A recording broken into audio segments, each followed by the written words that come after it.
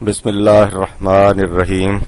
11واں خط، صلاۃ و زکوٰۃ کا مفہوم۔ سلیم، میری بیماری کے دوران تمہارے کئی ایک خطوط جمع ہو گئے۔ تم اپنی جگہ پریشان ہو گئے کہ خط کا جواب کیوں نہیں ملتا۔ میں اپنی جگہ پریشان تھا کہ میری خاموشی تمہارے لیے وجہ تشویش ہوگی، اور اس لیے بھی کہ تمہارے استفسارات کا جواب جلدی ملنا چاہیے، تاکہ تمہاری کاوش و تحقیق تذبذب میں نہ بدل جائے کہ پھانس کا زیادہ دیر تک چپے رہنا بعض اوقات ناسور کا باعث بن جایا کرتا ہے۔ لیکن میں معذور تھا، اب بھی اگرچہ نسبتاً بہتر ہوں، لیکن پوری طرح کام کرنے کے قابل نہیں ہو سکا۔ یہ خط بھی املا کرا رہا ہوں، خود نہیں لکھ رہا۔ تمہاری حیرت بجا ہے کہ جو باتیں بظاہر مسلمات سی دکھائی دیتی ہیں، جب انہیں ذرا کریدا جائے تو وہ بھی حقیقت سے بعید نظر آتی ہیں۔ اصل یہ ہے کہ کوئی قوم زندہ نہیں رہ سکتی جب تک وہ ان چیزوں کو بھی جو بظاہر مسلمات کی حیثیت سے ان تک وراثتاً پہنچی ہوں فکری تنقید سے نہ پرکھے۔ وائٹ ہیڈ کو تم جانتے ہو، اس نے ایک جگہ لکھا ہے، "It required a very unusual mind to undertake analysis of what is obvious." اس بات کے لیے ایک بڑے غیر معمولی دماغ کی ضرورت ہوتی ہے کہ جو باتیں عام طور پر مسلمات میں سے مانی جاتی ہیں ان کا تجزیہ کرے۔ اس حقیقت پر غور کرو سلیم، بظاہر یہ چیز بڑی سطحی سی نظر آئے گی، لیکن چوں اس پر غور کرو گے یہ تمہیں ایک بہت بلند معیار کی طرف لے جائے گی۔ کتنی باتیں ہیں جنہیں ہم بطور مسلمات مانتے چلے جاتے ہیں اور اس کی کبھی ضرورت ہی نہیں سمجھتے کہ کہیں رک کر یہ دیکھیں کہ وہ فی الواقع ایسی ہیں کہ انہیں بطور مسلمات مانا جائے۔ کتنے فریب ہیں جو محض اسی طرح رفتہ رفتہ حقائق بن جاتے ہیں۔ تمہیں یاد ہوگا کہ میں نے تمہیں ایک خط میں لکھا تھا کہ ذرا اس مسلمہ کا تجزیہ کرو کہ ماں باپ کی اطاعت فرض ہے، اور تجزیہ کرنے کے بعد تم نے خود دیکھا تھا کہ یہ مسلمہ کسی حقیقت پر مبنی نہیں۔ یہ بات میں نے مثالاً دہرائی ہے، ورنہ تم اگر غور کرو تو دیکھو گے کہ کتنی باتیں ہیں جو ہم صبح سے شام تک بطور مسلمات دہرائے چلے جاتے ہیں، اور اس پر غور کرنے کی کبھی ضرورت ہی نہیں سمجھتے کہ وہ مسلمات ہیں بھی یا نہیں۔ میں یہ نہیں کہتا کہ ہر وہ بات جسے ہم بطور مسلمہ مانتے ہیں تجزیہ کے بعد ضرور غیر حقیقی ثابت ہوگی۔ ہو سکتا ہے کہ وہ مبنی علی الحقیقت ہی ہو، لیکن جو چیز اس طرح فکری تنقید کے بعد بطور مسلمہ مانی جائے گی وہی ایمان محکم کا درجہ رکھے گی۔ فکری تنقید میں یہ بھی شامل ہے کہ تمہارے پاس اس کے مبنی علی الحقیقت ہونے کے لیے خدا کی طرف سے سند مل جائے، اور یہ سند ایک مسلمان کے لیے قرآن کے اندر ہے۔ اس لیے سب سے مقدم ضرورت اس امر کی ہے کہ ہم ان تمام باتوں جنہیں ہم بطور مسلمات مانتے چلے آ رہے ہیں فکری تنقید کی کسوٹی پر پرکھ کر دیکھیں، اور اس کے بعد صرف انہی مسلمات کو تسلیم کریں جو قرآن کے معیار پر پوری اتریں۔ قرآن نے تقلیدی روش کی جو اس قدر مخالفت کی ہے تو اس لیے کہ جن چیزوں کو ہم تقلیداً مانتے ہیں ان کا ہم کبھی فکری تجزیہ نہیں کرتے، نہ یہ دیکھتے ہیں کہ ان کی تائید میں خدا کی طرف سے بھی کوئی سند ہے یا نہیں۔ تقلیدی روش کے مسلمات ہی کو وائٹ ہیڈ نے واٹ از اوبیویس کہہ کر پکارا ہے۔ قرآن ہر مسلمان بلکہ ہر انسان کو تاکید کرتا ہے، لا تقف ما لیس لک بہ علم ان السمع والبصر والفؤاد کل اولئک کان عنہ مسئولا، 17/36۔ جس بات کا تمہیں علم نہ ہو اس کے پیچھے مت لگا کرو۔ یاد رکھو، سماعت، بصارت اور فؤاد، مائنڈ، ہر ایک سے پوچھا جائے گا کہ کیا تم نے فلاں بات کی تائید کی تھی۔ میں اس خط میں اس عظیم الشان حقیقت کی وضاحت کی گنجائش نہیں پاتا جو اس آیت میں قرآن کریم نے علم کی تعریف ڈیفینیشن کے طور پر بیان کی ہے۔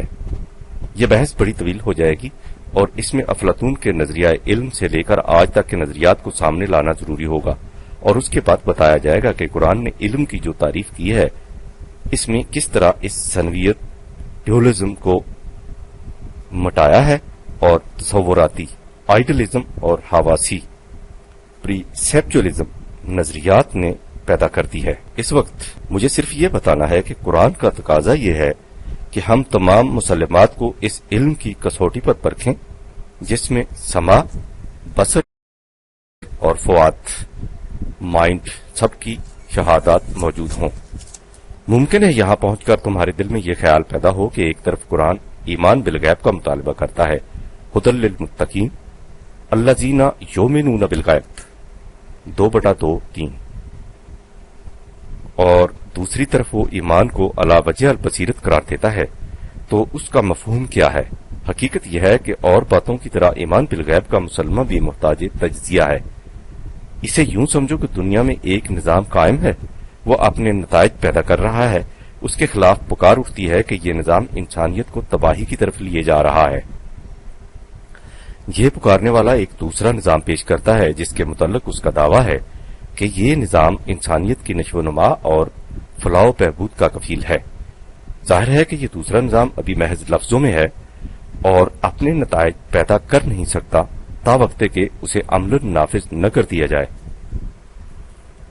اور اس کا عملی نفاذ ناممکن ہے تا وقت کہ کچھ ایسے انسان موجود نہ ہوں جو اسے نافذ کریں، اور نافذ وہی انسان کر سکتے ہیں جو اس کی صداقت پر ایمان رکھتے ہیں، یعنی انہیں یقین ہو کہ نیا نظام وہ نتائج پیدا کر کے رہے گا جو اس کی طرف منسوب کیے جاتے ہیں۔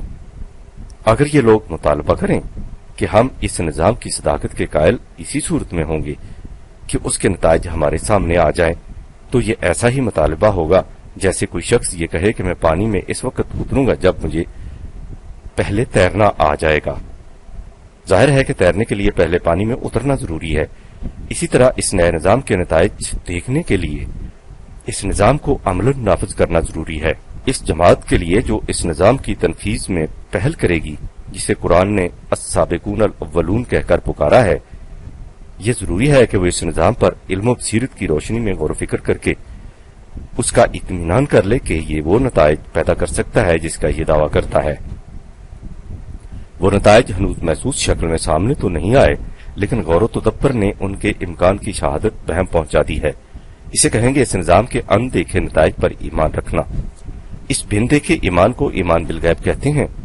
یہی جماعت جب بن دیکھے نتائج پر ایمان لا کر اس نظام کو عملاً نافذ کر دے گی تو وہی بن دیکھے نتائج محسوس شکل میں سامنے آ جائیں گے، اور بعد کے لوگ جو ان نتائج کو اپنی آنکھوں سے دیکھ کر اس نظام کی صداقت پر ایمان لائیں گے، ان کا ایمان علی وجہ البصیرت ہوگا۔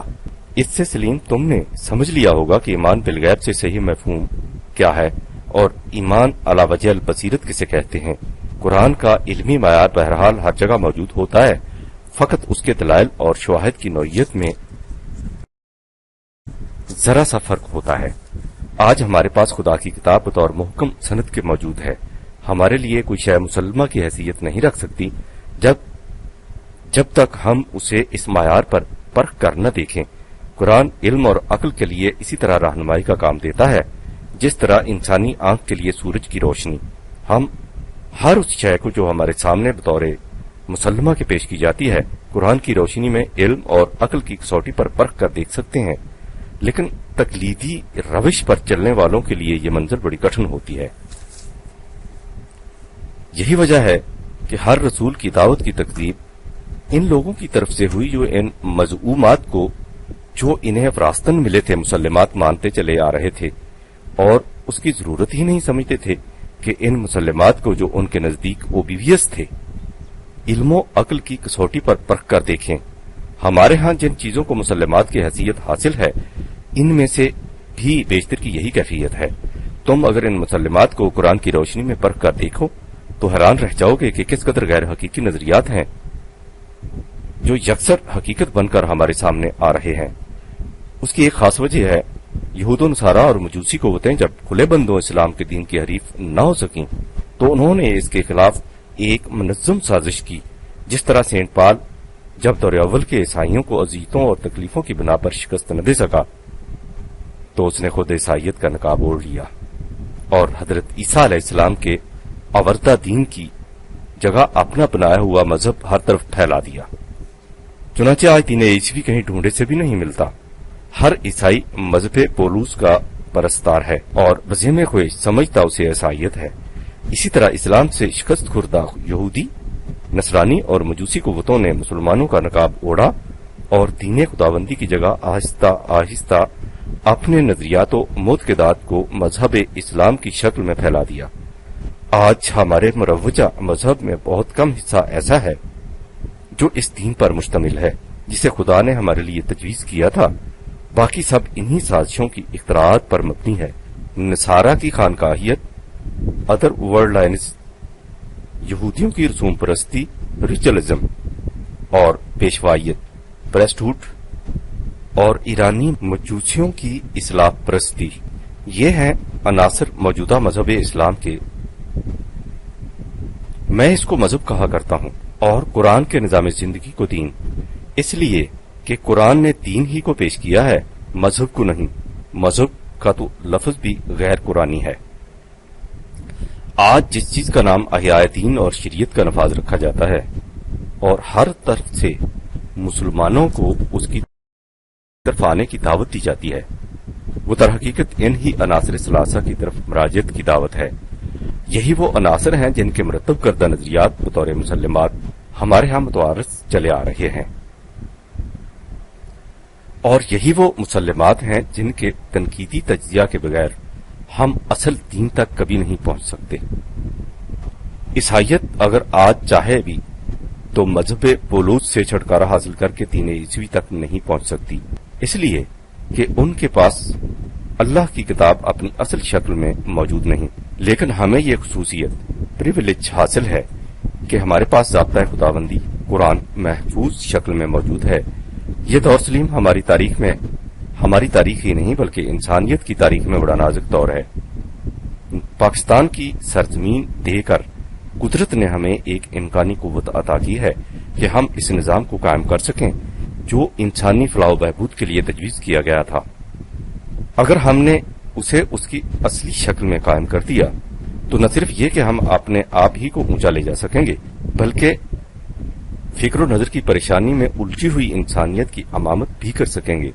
لیکن اگر ایسا نہ ہوا اور اجمی اثرات کا پیدا کرتا مذہب قانونی قوت کی حیثیت سے مسلط ہو گیا تو تم دیکھو گے کہ چند دنوں کے بعد ہم بھی اسی سطح پر جائیں گے جس سطح پر مسلمانوں کے دیگر ممالک ہیں۔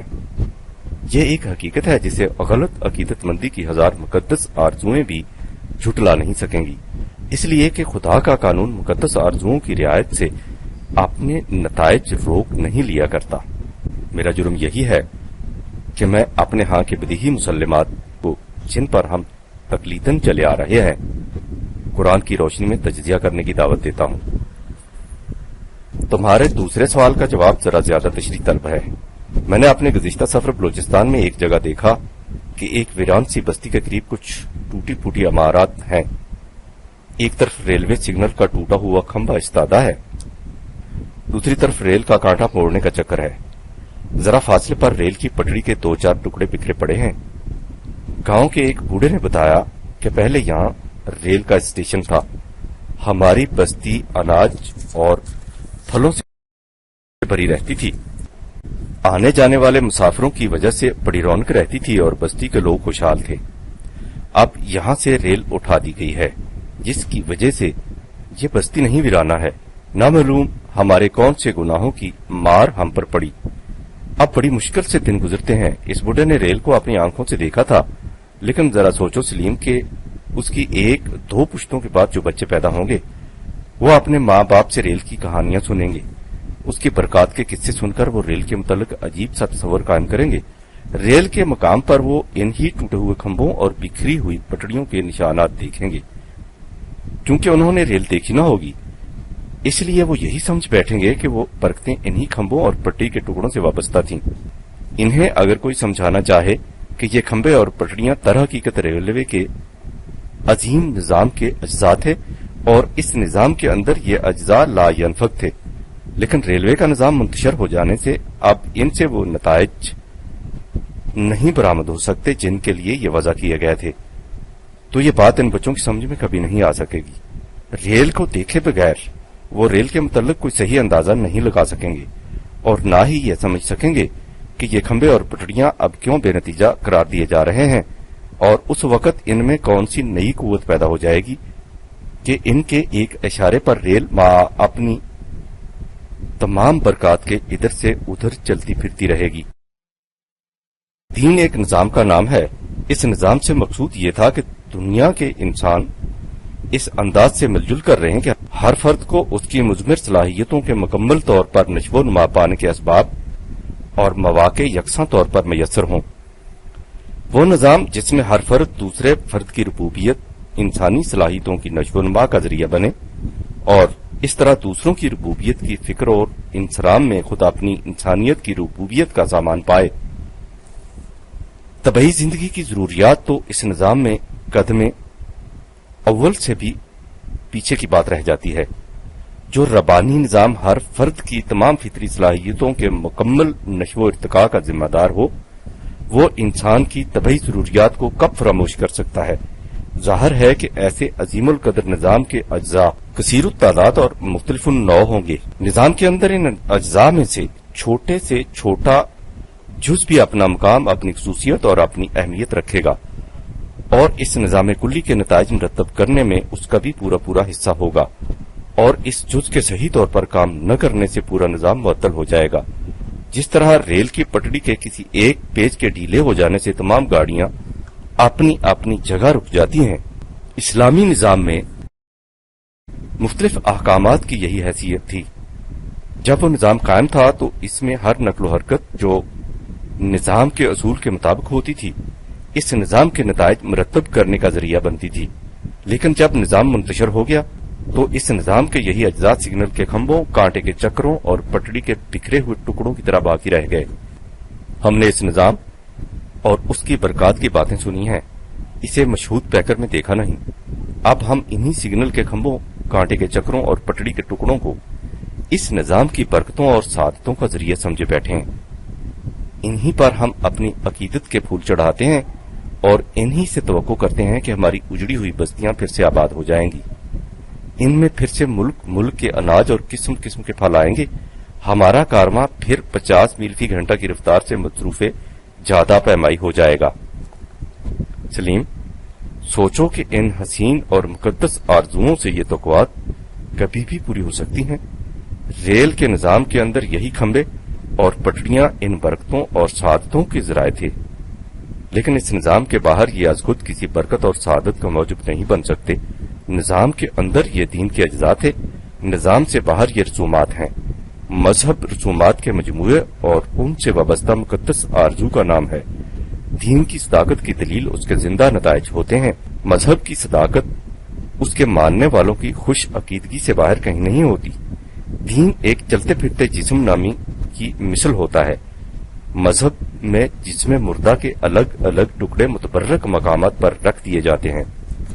اسلام نے زندگی کا جو نظام دیا تھا اور جسے اس نے الدین کی جامع اصطلاح سے پکارا تھا، اگرچہ اس کے الگ الگ حصے نہیں کیے جا سکتے، لیکن سمجھنے کے لیے یوں سمجھو کہ اس کا ایک حصہ وہ تھا جس سے افراد کی زندگی میں انقلاب پیدا ہوتے تھے، اور دوسرا وہ جو انسانیت کی ربوبیت کا کفیل بنتا تھا.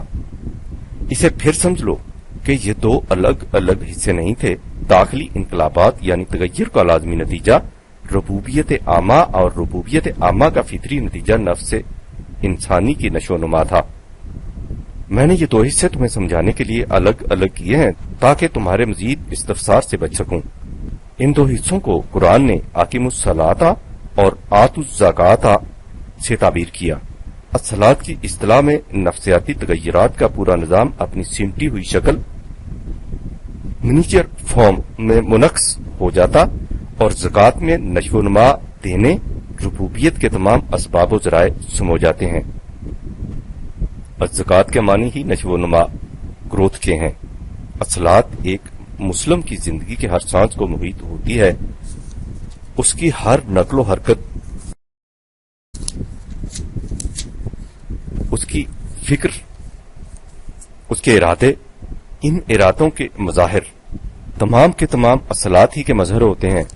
الصلاۃ صراط مستقیم پر چلنے کا نام ہے، وہ صراط مستقیم جس کے متعلق فرمایا کہ ان ربی علی صراط مستقیم.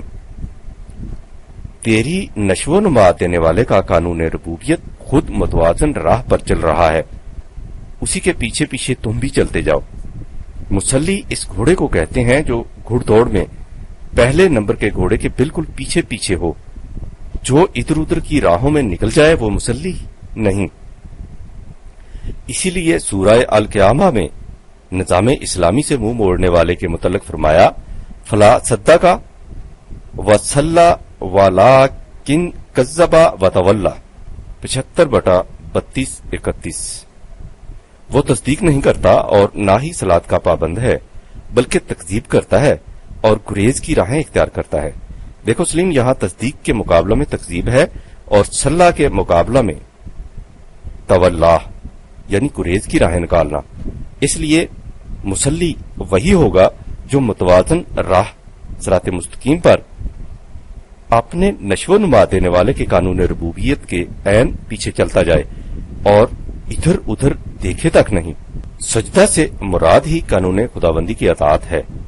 سورہ علق میں دیکھو حضور سے فرمایا گیا کہ نظام خداوندی سے منہ موڑنے والے کی اطاعت مت کرو، لا تطعہ بلکہ واسجد واقترب 96/19 سجدہ کر اور قریب ہو جا، یعنی سجدہ ہر غیر خداوندی قانون کی اطاعت سے انکار اور قانون خداوندی کی اطاعت کا مظہر ہے۔ اسی طرح سورہ مرسلات میں مجرمین اور مکذبین کے متعلق کہا گیا ہے کہ وَإِذَا قِيلَ لَهُمُ ارْكَعُوا لَا يَرْكَعُونَ 77/48۔ جب ان سے کہا جاتا ہے کہ رکوع کرو، یہ رکوع نہیں کرتے، یعنی قانون خداوندی کی تکذیب اور اس سے سرکشی رکوع سے مانے ہوتی ہے۔ لہذا رکوع کے معنی قانون خداوندی کی عملی تصدیق اور اس کے سامنے جھک جانا ہے۔ سورہ آراف میں دیکھو قانون خداوندی کے ساتھ کامل تمسک کا دوسرا نام اقامت الصلاۃ رکھا گیا ہے۔ والذین یمسکون بالکتاب واقاموا الصلاۃ انا لا نضیع اجر المصلحین 7/170۔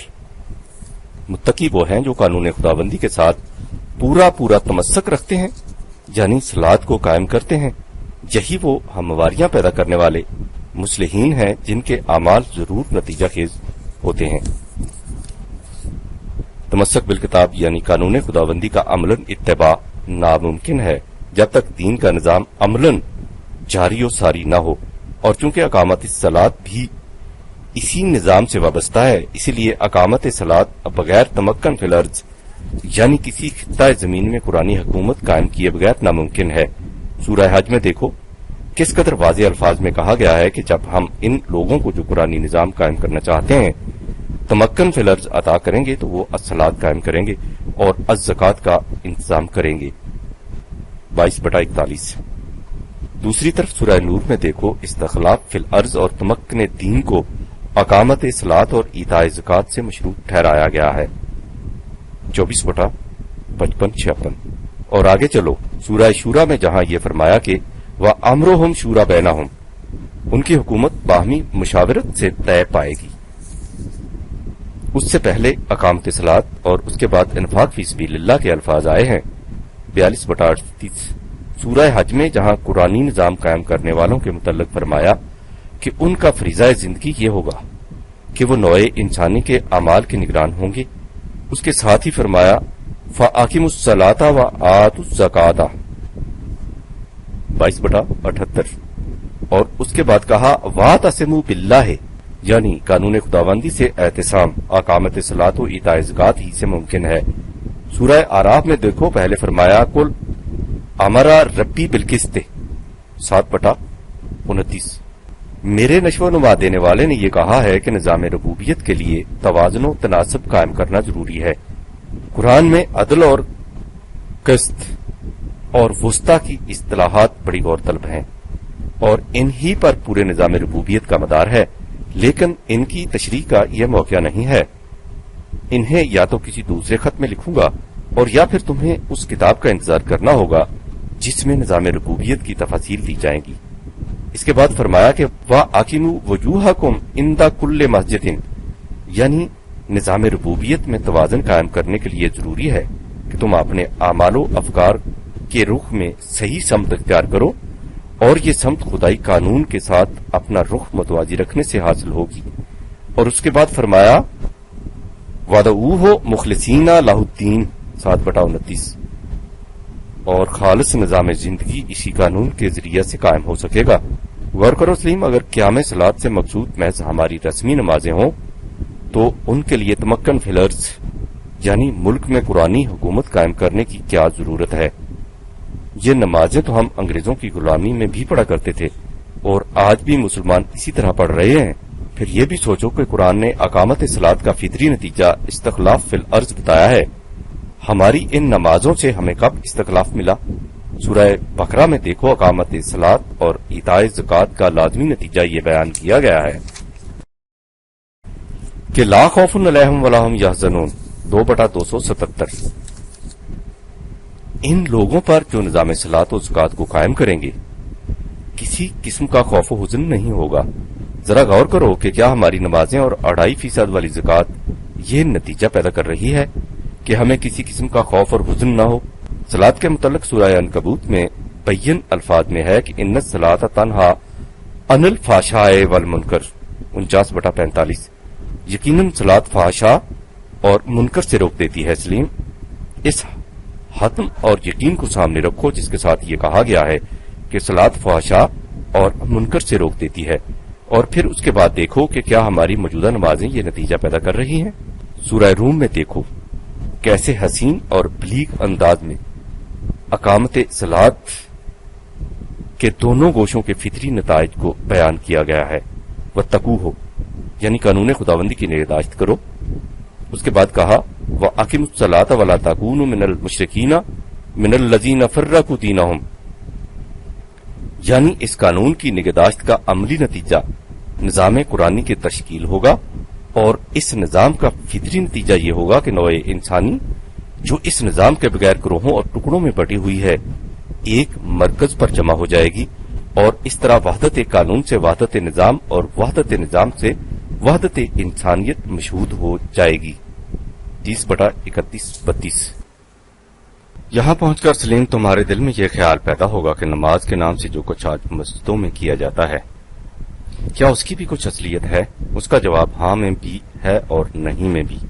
تمہیں معلوم ہے کہ فوج کے سپاہی کی ساری زندگی سپاہیانہ ہوتی ہے، لیکن بائیں ہمہ کچھ وقت کے لیے ہر روز ہر سپاہی کو ان فرائض کی یاد دہانی اور مشق کے لیے ایک میدان میں بلایا جاتا ہے جو انہیں میدان جنگ میں ادا کرنے ہوتے ہیں۔ تم یہ بھی جانتے ہو کہ ایک نفسیاتی کیفیت فزیولوجی افراد کی ہوتی ہے اور ایک اجتماع کی جسے ماس فزیولوجی کہا جاتا ہے۔ اجتماع اگرچہ افراد ہی کے مجموعے کا نام ہوتا ہے، لیکن اجتماعی نفسیات افراد کی نفسیات سے الگ خصوصیت رکھتی ہیں۔ اجتماعی نفسیاتی کیفیت افراد کی نفسیاتی کیفیتوں کا حاصل جمع سم ٹوٹل نہیں ہوتی، اس سے کہیں زیادہ اور منفرد نتائج کی حامل ہوتی ہے۔ اسلام نے دین کے نظام کی یاد دہانی کے لیے صلاۃ کے وقتی اجتماعات کو تجویز کیا ہے۔ اس لحاظ سے یہ اجتماعات اس نظام کے لا ینفک پرزے ہیں، لیکن اگر نظام مفقود ہو، ہم رسمی طور پر الگ الگ یا مساجد میں جمع ہو کر رکوع اور سجود کر لیا کریں تو اس کی مثال اسی سگنل کے کھمبے یا ریل کی پٹڑی کے ٹکڑے کی سی ہوگی جو ریل بند ہو جانے کے بعد اس بستی میں پڑے ہوئے تھے۔ ذرا سوچو سلیم، ایک سپاہی کے لیے وردی کی چھوٹی چھوٹی جزیات بھی اہمیت رکھتی ہیں، لیکن اگر کوئی سپاہی فوج سے برطرف ہو جانے کے بعد اپنے گاؤں میں ہر روز صبح اٹھ کر نہایت احتیاط اور التزام سے اپنے بوٹ کے تسموں سے لے کر سر کی ٹوپی تک ہر شے نہایت باقاعدگی سے پہنے اور بندوق کی جگہ ڈنڈا اٹھا کر چپ راست بھی کرتا رہے تو اس کا یہ عمل فی ذاتے ہی کوئی نتیجہ پیدا نہیں کرے گا، حالانکہ فوج کے اندر ان میں سے ہر شے مجموعی نتیجہ مرتب کرنے کے لیے لا ینفک تھی۔ یہ ہے وہ حقیقت جس کی بنا پر میں نے کہا ہے کہ نماز کی یہ ظاہری شکل و صورت اپنی اہمیت رکھتی بھی ہے اور نہیں بھی۔ جب یہ نظام دین کا جزو بنتی ہے تو اس کی ہر حرکت خاص اہمیت رکھتی ہے، اور جب اسے اس نظام سے الگ نکال لیا جاتا ہے تو ایک رسم بن کر رہ جاتی ہے۔ دین میں یہی اجزاء نظام دین کے نتائج مرتب کرنے کا ذریعہ بنتے ہیں، لیکن انسانوں کا خود ساختہ مذہب انہیں مقصود بذات قرار دیتا ہے۔ دیکھو سلیم، قرآن نے اس فرق کو کس خوبصورتی سے نمایاں کیا ہے۔ سورہ بقرہ میں ہے لیس البر ان تولوا وجوہکم قبل المشرق والمغرب 2/177، یعنی کشاد کی راہ یہ نہیں کہ تم مشرق کی طرف منہ کرتے ہو یا مغرب کی طرف. یہ جماعتی نظم پیدا کرنے کا طریقہ ہے، مقصود بالذات نہیں. اس کے بعد فرمایا وَلَكِنَّ الْبِرَّ، لیکن اصل کشاد کی راہ یہ ہے کہ اس کے بعد قرآنی نظام کے مختلف اجزاء کو گنایا گیا ہے، اور اس کے بعد فرمایا وَأَقَامَ الصَّلَاةَ وَآتَ الزَّكَاةَ، یعنی یہ ہے نظام دین کے بنیادی امود، یعنی قانون خداوندی کی نگہداشت سے ربوبیت عامہ، انسانیت کے نشو و نما کے اسباب و ذرائع کی فراہمی. یہ ہے اصل کشاد کی راہ. ان آیات میں اس حقیقت کی وضاحت کی گئی ہے کہ اصل مقصود اپنے فکر و عمل کو وحی خداوندی کے مطابق بنانا ہے، کسی خاص سمت کی طرف رخ کرنا مقصود نہیں. لیکن اس کے ساتھ ہی دوسری جگہ اس حقیقت کو بھی واضح کر دیا کہ ایک خاص سمت کی طرف رخ کرنا بھی اپنے مقام پر اہمیت رکھتا ہے. چنانچہ فرمایا وَحَيْثُ مَا كُنتُمْ فَوَلُّوا وُجُوهَكُمْ شَطْرَهُ 2/144، یعنی دین کے پورے نظام میں اپنے افکار و عمل کا رخ قانون خداوندی کے ساتھ متوازی رکھنا اور اس کی ظاہری شکل میں تمام افراد جماعت کا رخ نظام دین کے مرکز محسوس کی طرف رکھنا. غور کرو سلیم، وہی چیز یعنی کسی خاص طرف رخ کرنا جس کے متعلق ایک جگہ کہا تھا کہ وہ کشاد کی راہ نہیں، دوسری جگہ کتنا ضروری قرار پا گیا. وہ مذہب کی رسم تھی اور یہ دین کا جزو. اسی نظام صلاۃ و زکوٰۃ کو قرآن نے دین القیم کہہ کر پکارا ہے، جہاں فرمایا وَمَا أُمِرُوا، تمہیں اس کے سوا اور کوئی حکم نہیں دیا گیا اِلَّا لِيَعْبُدُوا اللَّهَ، بجز اس کے کہ تم صرف قانون خداوندی کی محکومی اختیار کرو، مخلصین لہ الدین، اور اپنا نظام خالصتاً اس کے قانون کے مطابق متشکل کرو. حنفاء، ٹھیک ٹھیک اسی کی سیدھ میں اپنا رخ قائم کرو. یقیم الصلاۃ و یؤتوا الزکاۃ، یعنی نظام صلاۃ کو قائم کرو اور انسانیت کی نشو و نما کے اسباب و ذرائع فراہم کرو.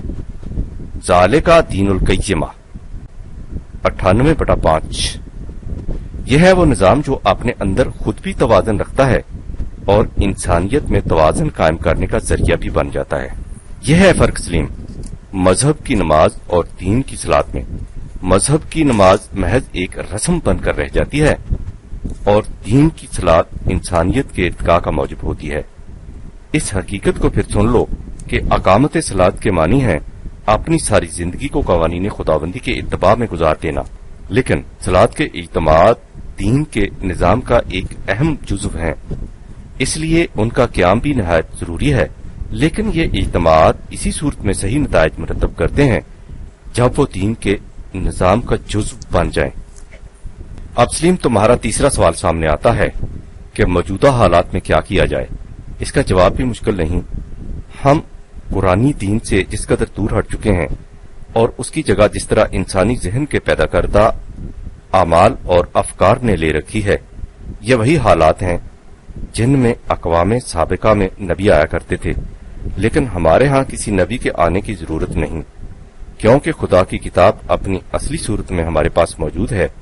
سوال صرف یہ رہ جاتا ہے کہ ہم اس ضابطۂ حیات قرآن کے مطابق عملی نظام کس طرح متشکل کریں. ضابطۂ دین ملنے کے بعد دین کے نظام کو کس طرح متشکل کیا جاتا ہے، اس چیز کو بھی قرآن کریم نے خود بیان کر دیا ہے.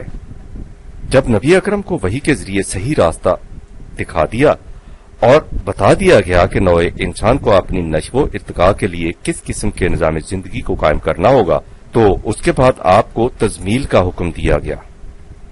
تم نے سورہ مزمل کو پڑھا ہے، کسی زمانہ میں تو تم اس کا ورد بھی کیا کرتے تھے. اس سورہ میں نبی اکرم کو جس لقب سے مخاطب کیا گیا ہے، اس میں بتا دیا گیا ہے کہ دین کے نظام کی تشکیل کے لیے پہلا کام کیا کرنا ہے.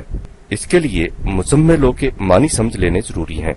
اونٹ کے کچاوے میں جو 2 سواریاں بیٹھتی ہیں اور جن کے انتخاب میں اس بات کو خصوصیت سے ملحوظ رکھا جاتا ہے کہ ان سے کجاوے کا توازن قائم رہے، انہیں ایک دوسرے کا ضمیل کہا جاتا ہے. تزمیل کے معنی اس قسم کے رفقائے سفر پیدا کرنا ہے، اور مزمل اسے کہتے ہیں جو ایسے رفقائے سفر پیدا کرنے میں نہایت احتیاط اور انہماک سے مصروف سعی و عمل ہو۔ رسول اللہ سے کہا یہ گیا تھا کہ دین کے نظام کی تشکیل کے لیے پہلا مرحلہ ایسے رفقا پیدا کرنا ہے جو فکر و عمل میں ہم آہنگ ہوں۔ لہذا ہمارے لیے بھی موجودہ فکری انتشار اور قلبی پراگندگی میں پہلا کام تزمیل کا ہے، یعنی ایسے رفقائے کار کی تلاش جن میں فکری ہم آہنگی ہو۔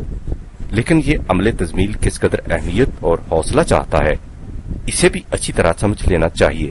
ذرا غور کرو، حقیقت یہ ہے، کہنے کو تو آج ہر شخص بطور فیشن مراجعت القرآن، بیک ٹو دی قرآن پکارتا رہتا ہے، لیکن جو شخص عملاً قرآن کو حکم تسلیم کرنے کی دعوت دیتا ہے اسے سب سے بڑا ملحد اور بے دین قرار دے دیا جاتا ہے، اس لیے کہ قرآن موجودہ مذہب کے خلاف اعلان جنگ ہے۔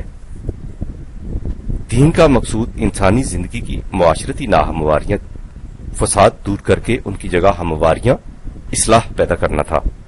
مذہب کا کام مفاد پرستی کی پیدا کردہ ناہمواریوں کو مضبوطی سے قائم رکھنا ہے۔ دین فکری صلاحیتوں کو ابھارتا ہے، مذہب انسانی فکر کو معطل کر دیتا ہے۔ دین زندگی کی مستقل اقدار سامنے لا کر انسانی فکر کو دعوت دیتا ہے کہ وہ اپنے زمانہ کے تقاضوں کے پیش نظر ان کی روشنی میں اپنے لیے جزیات قانون مرتب کرے۔ مذہب کا یہ دعویٰ ہے کہ جو کچھ ہم سے پہلے انسانوں اسلاف نے کبھی سوچا تھا اس سے ایک قدم ادھر ادھر ہٹنا جہنم میں گرنا ہے۔ دین اپنے نتائج کو سب سے پہلے اسی دنیا میں سامنے لاتا ہے اور ان نتائج کو اپنی صداقت کی دلیل قرار دیتا ہے۔ مذہب کی رسمیات چونکہ کوئی زندہ نتیجہ پیدا کر نہیں سکتی، اس لیے وہ ان اعمال کو مزین بنانے کے لیے یہ دھوکہ دیتا ہے کہ ان کے نتائج اس دنیا میں نہیں نکلیں گے، اگلی دنیا ہی میں جا کر مرتب ہوں گے۔ دین زندگی کو مسلسل قرار دیتا ہے جو دنیا اور آخرت دونوں کو اپنے آغوش میں لیے رہتی ہے۔ اس کی روح سے زندگی کی نشو و نما یہیں سے شروع ہو جاتی ہے اور آخرت تک برابر ساتھ چلتی ہے۔ مذہب دنیا سے نفرت سکھاتا ہے تاکہ مفاد پرست گروہ اس پر بے گلوگش قابض رہیں اور عوام رزق کے سرچشموں کو ان مستبدین کے ہاتھوں سے چھیننے کا تصور بھی نہ کر سکیں۔ دین صرف خدا کے قانون کی اطاعت سکھاتا ہے، حتیٰ کہ خود رسالت مآب صلی اللہ علیہ وسلم اسی قانون کی اطاعت کو اپنی زندگی کا فریضہ قرار دیتے تھے۔ مذہب اشخاص پرستی سکھاتا ہے، کہیں زندہ اشخاص کی اور کہیں مردہ کی، چونکہ عوام کی ذہنی سطح محسوسات کی خوگر ہوتی ہے اور تقلیدی تقدس سے اس چیز کو اور بھی پختہ کر دیا جاتا ہے۔ اس لیے مذہب اپنی مسندوں کو برقرار رکھنے کے لیے عوام کو ہر اس دعوت کے خلاف مشتعل کرتا رہتا ہے جو اشخاص پرستی کے بجائے قانون خداوندی کی اطاعت کی طرف بلائے۔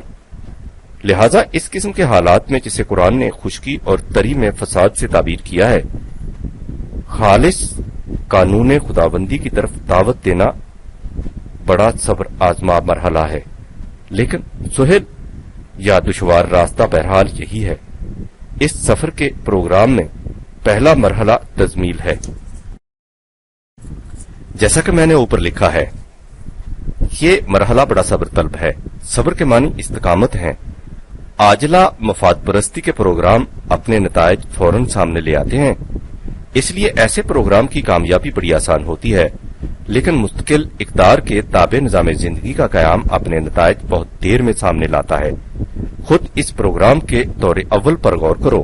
حضور رسالت مآب صلی اللہ علیہ وسلم جیسی اولو العزم اور بلند سیرت شخصیت ہے جو اس نظام کی طرف دعوت دیتی ہے۔ نبوت ملنے کے بعد سے آپ کا عرصہ حیات آپ کی طبعی زندگی کے اعتبار سے کل 23 سال ہے۔ اس 23 سال کو قیامت تک کے زمانہ پر پھیلاؤ، ایک ایک سانس میں صدیاں سمٹی ہوئی ملیں گی۔ اس 23 سال کی قلیل مدت میں ابتدائی 13 برس کا عرصہ اسی تزمیل میں گزر گیا۔ آہستہ آہستہ بتدریج ایک ایک دو دو کر کے 300-400 کے قریب رفقائے سفر میسر آئے۔ اس مرحلے میں دقت اور کوشش تو بہت صرف ہوئی، لیکن جو رفقائے سفر میسر آئے ان کی ایک ایک جست نے صدیوں کی مسافتیں आंख झपकने में तय कर दी। इस अमले तजमील के दौरान न किसी से टकराव होता है न तसादम।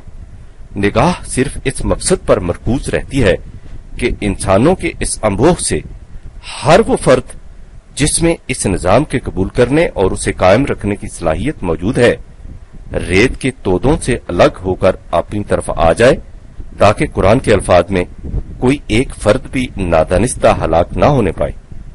देखो सलीम, कितनी बड़ी जिम्मेदारी आयद होती है इस निजाम की तरफ दावत देने वाले पर। उसे तमाम तकलीफ और मसायब नहायत हिम्मत से बर्दाश्त करने होंगे, ताकि कोई एक फर्द भी ऐसा न रहने पाए जिसमें इस निजाम के कबूलो क़याम की सलाहियत हो और वो इस वजह से हलाक हो जाए कि उसे सादिकीन की रफाकत का मौका नहीं मिला था। ऐसे सलाहियत रखने वाले अफराद की तलाश करना, फिर उनके जहनों में जो गलत नकूश मस्तूली हों, इन्हें साफ करके उनकी निखरी हुई सलाहियतों को उजागर करना और इसमें किसी किस्म के जबर और इकराह को काम में न लाना, यह है सबसे पहला काम जिससे जमील इकट्ठे होते हैं। उसका अमली तरीका यही है कि खालिस कुरानी फिक्र को आम किया जाए और जो लोग इस फिक्र को अपने अंदर महसूस करें वो एक मरकज पर जमा होते चले जाएं। इस फिक्री हम आहंगी के बाद अगला कदम होगा निजाम रबूबियत के लिए फजा को साजगार बनाना। जो मफाद परस्ताना मवाने उसके रास्ते में हायल होंगे, इन्हें रास्ता से हटाना जरूरी होगा। इस रबूबियत से जिसमें हर फर्द की इंसानी सलाहियतों की नशोनुमा इस निजाम के जिम्मा होगी, इंसानियत की सतह बुलंद होती चली जाएगी और हर आने वाली नस्ल अपनी साबिका नस्ल से कहीं आगे होगी, आंके इंसानियत खुद अपने पांव पर खड़ी हो जाएगी और जमीन अपने नशोनुमा देने वाले के नूर से जगमगा उठेगी। जैसा कि पहले लिखा जा चुका है, जिसे आज रोटी का मसाला कहा जाता है और जो हमारी मौजूदा मुआशी नाहमवारियों की वजह से इस कदर अहमियत इख्तियार कर चुका है, वो तो इस निजाम रबूबियत की तमहीदी मंजिल है। इस निजाम में रिज़्क के सरचश्मे अफराद के बजाय निजाम के हाथ में मुंतकिल हो जाते हैं। उस निजाम के हाथ में जिसकी बुनियाद वहदत खालिक और वहदत खल्क के गैर मुतबद्दल कानून पर होती है। सलीम, तुम्हारे जिम्मा ये काम है कि कुरान के जिस गोशे को तुम समझ चुके हो उसे आगे फैलाते चले जाओ और बाकी हिस्सों के समझने में जो दुश्वारियां पेश आए उनका हल तलब करते रहो और उससे मायूस मत हो कि मफादपरस्त पार्टियां क्या कुछ कर रही हैं। अब रहा तुम्हारा ये सवाल कि खुदा पर ईमान के बगैर महज इखलाकी ज़ाब्तों पर किसी निजाम की बुनियाद क्यों नहीं रखी जा सकती, सो उसके जवाब के लिए दूसरे खत का इंतजार करो जिसमें यह बताऊंगा कि खुदा पर ईमान के बगैर इखलाक का तस्वर ही नामुमकिन है, लेकिन खुदा से मुराद कुरानी खुदा है, न कि ज़हन इंसानी के तराशीदा बुत। वहीं से ये बात भी समझ में आ सकेगी कि जब हम कहते हैं कि हमारी मौजूदा पस्ती की वजह हमारी कमजोरी ईमान है, तो उसका सही मफहूम क्या होता है। अब मैं थक गया। खुदा हाफिज। वस्सलाम। अगस्त सन 1950 ईस्वी।